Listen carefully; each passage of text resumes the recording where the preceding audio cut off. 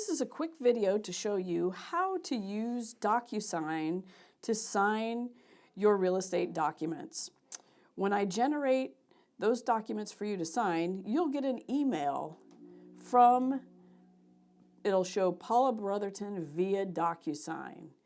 And what you'll want to do is remember in DocuSign, the trick is to always follow the yellow buttons. You'll want to review the documents. That'll take you to the DocuSign website and load up the documents that are there for you to sign. Now the first step is going to be allowing or not allowing your location. Either one doesn't matter. The next step is to agree to the use of electronic signature. You'll want to make sure to check that box and then click on Continue. Again, always following the yellow buttons in DocuSign. That'll take you to start the documents. Now, if you just start signing, it's going to zip through the documents way too fast. So I always suggest that you scroll through the documents. You can do that by using the down arrow on your keyboard or the little scroll bar over on the right-hand side of the screen, or you can also, if you're using a laptop, you can use just a two-finger scroll. But do scroll through all the documents, read them carefully before you sign, and make sure to call me with any questions that you have about the documents before you actually go in and sign them. Once you've reviewed everything, signing them is very, very quick.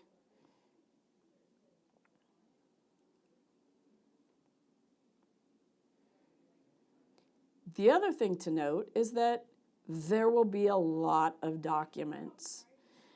It definitely is worth your time to go through them slowly, make sure names are spelled correctly, make sure all the terms are correct, and like I said before, give a shout if you have any questions. Once you get to the bottom, you will see that there's a finish. Do not press finish, you want to start.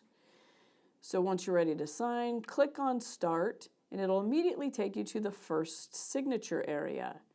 Tap Sign, and it'll bring up, for the first time only, this window that says Adopt Your Signature.